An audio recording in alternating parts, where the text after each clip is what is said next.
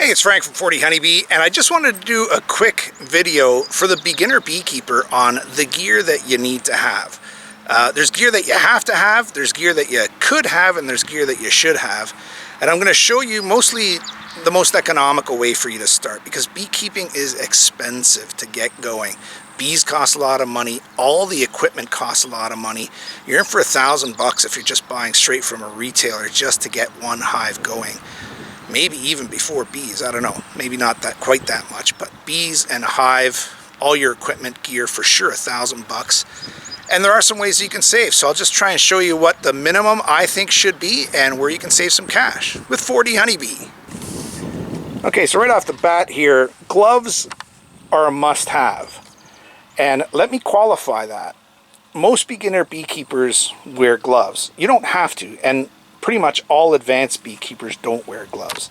You just get to a certain point where gloves get in the way. They don't allow you the dexterity of really feeling what you're doing with moving frames and moving bee equipment. But you don't need beekeeper's gloves. So these are beekeeper's gloves. They're leather. And then a huge extended forearm protection. And don't get me wrong, bees can still sting you through this leather. It's just not as potent a sting when they do. But you don't need these. You could get away with neoprene. You could get away with other sorts of plastic gloves. People use dollar store gloves. I've used dollar store gloves and they've worked just fine. So gloves, yes, to start, do not have to be beekeeper's gloves. Now this is the next thing, this hive tool. Right? Certainly there's a few different kinds of hive tools. This I think is called the J tool. I don't know why. But anyway, and you can see it's got, you know, this neat little J hook here, which does fit the hives and frames very well. It's got this thing which is probably like a nail remover type of thing, or a screw remover. And it just comes down to a chisel type feature here, which is very handy and very easy to use, but you're looking at about 20 bucks, I think, at least for this now. And you don't have to have this. A flat screwdriver, a flathead slotted screwdriver will do you just fine. So again, doesn't hurt to keep this sharp as well, because you do need to use some cutting eventually when you're working with bees. So hive tool, nah, you can do without it if you've got a good slotted screwdriver. That'll work just fine. Next thing you have to have, and I don't know a way around this one, is a smoker, right? I've had this smoker for over 7 years, and it hasn't fallen apart yet. It still looks like it's got some life left in it, but you do need to smoke your bees, and you do need to buy a smoker. I don't see a way around that. Obviously, you'll then need your fuels to be able to smoke. To make the smoke, you'll need your lighter to be able to light it as well. And over here, you've got your bee suit. This is an integrated bee suit with an integrated bonnet, right? And you don't have to get this. You will still get stung even with this suit on, particularly when it's hot and you start sweating. You see it's got this kind of honeycomb feature here where it physically keeps stuff away from your skin. And the nicest thing about this suit is that it breathes really well, right? Air just flows through this stuff, no problem. But once it gets wet, it kind of sticks to you and the bees will sting you. So if you can't afford, again, I don't know what this is going to cost, you know, at least I'm thinking 50 to 70 bucks here in Canada. So, you know, 15, 20 in the US, I don't know. You could get away with just buying a bonnet, or it doesn't even have to be a beekeeping bonnet. There are lots of integrated hats, like some place like a Bass Pro Shop for $9, you can get a bug hat with a mesh like this that will cover and protect your face. So you could start off with just that and save yourself a lot of money, but that's what a bee suit looks like. Doesn't hurt to have you a knife as well.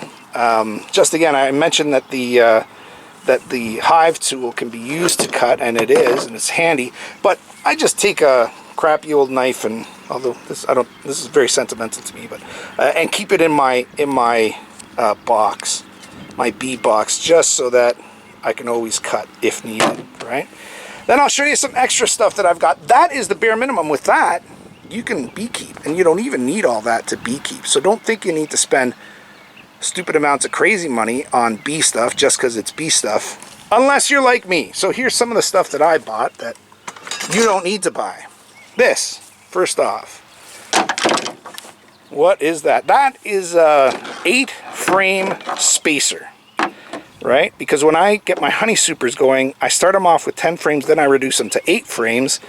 And I mean, this just makes it easier and quicker to space them in the supers so that they're all spaced equally. If you don't space your frames equally, you're in for a lot of trouble. Hives can go crazy if they're not spaced properly. This is one thing that I did find useful, and I still do, mainly when we're removing honey supers and extracting honey. So it's just a bee brush, and again, the only thing that makes it a bee brush is that I bought it at a bee shop, but it's just a very light bristled brush so that you don't hurt the bees. Now don't get me wrong as well, I have swept bees off with this brush and cut them in half by accident, so you got to be really gentle even with this. This doesn't hurt to have when you've got that frame, you've tried to get all the bees off of a frame, but there's still just a few kicking around. You don't want to bring them in your truck or in your car, you just brush them off with this. So I have found that to be useful, although you don't need it. Here's another thing you don't need. A frame grabber. So I have used this, it does come in handy, but you also have hands, generally. Most beekeepers have hands. And so this thing, just as you can imagine, grabs the frame, you get a pretty good grip with it, and you lift it out. And it does make it easier, especially that first frame, or maybe when you haven't been in a hive for a long time and it's got a lot of propolis and things are really glued together a lot. This thing is helpful, but I don't think I've used it in 3 or 4 years. But anyway, if you want to spend another, I don't know, 20 bucks, there's another thing you can buy. This thing I find comes in handy too. So that's just a frame hanger, right? You hang this on the outside of your super, and then as you're working with the bees, you pull out frames and you slot them in here, and it holds 3 frames just perfectly. Again, you don't need it, but it prevents you from putting frames on the ground, which can help you not to squish bees. It can also prevent getting vermin. So, you know, ants, bugs, other things, if your frames are up off the ground. I find this thing works really well. Again, don't have to buy it, but if you've got the money and you're wondering, or if you're wondering what you need for Father's Day or something like that, this thing comes in handy. I'd say of all the things I've pulled out so far, this is what I would spend money on. Let's see what else is in my box. Okay, I've got this. This is a little queen, it's kind of dirty because it was left outside for a bit, but I'm going to clean it before I use it. But this is a queen catcher and a queen marker. So you stick this in the hive, you grab your queen, you kind of funnel her in to this entrance, and then you close it up like that. She's immediately trapped. And then you gently ease up this sponge cushion to where you pin her up against the top here, and you mark her through those slots. Okay, I did mark my queens a little while ago. I might get back to doing it, but I didn't have great success with it. And here's a cheaper one. That one's again probably about 20 bucks. This one's probably, I don't know, 5 bucks. Right, same thing. You just pop this out.